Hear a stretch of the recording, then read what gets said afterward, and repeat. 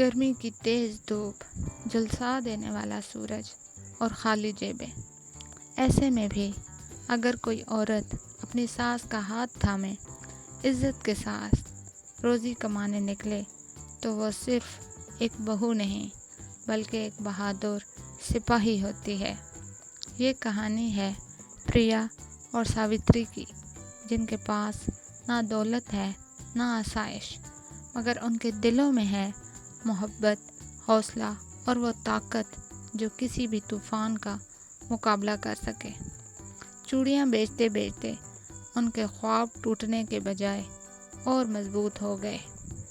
آئیے دیکھتے ہیں کیسے ایک غریب ساس بہو نے گرمی کی تپتی سڑکوں پر اپنا مقدر چمکایا۔ ایک چھوٹے سے گاؤں میں رہنے والی ساوتری نامی ساس اور اس کی بہو پریا بہت غریب تھیں۔ ان کا گھر کچا پر دل کے امیر تھے۔ شوہر کی وفات کے بعد گھر کی ذمہ داری بہو کے کندھوں پر آ گئی تھی۔ پریا نہ صرف گھر سنبھالتی بلکہ اپنی ساس کا بہت احترام بھی کرتی۔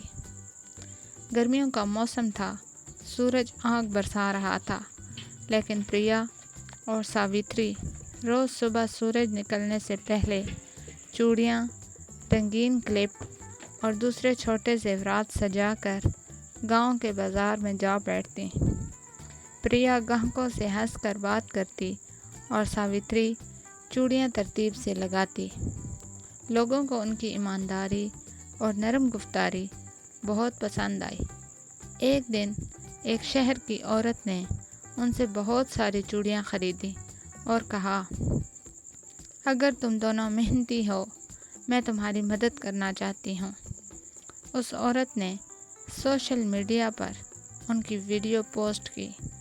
دیکھتے ہی دیکھتے وہ ویڈیو وائرل ہو گئی اور لوگ دور دور سے ان سے چوڑیاں خریدنے آنے لگے۔ چند ہی مہینوں میں ان کا چھوٹا سا کاروبار ایک دکان میں بدل گیا۔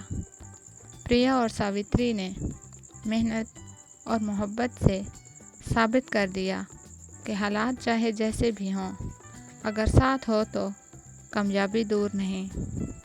محنت، اتحاد اور عزت کے ساتھ زندگی گزارنے والے کبھی ناکام نہیں ہوتے۔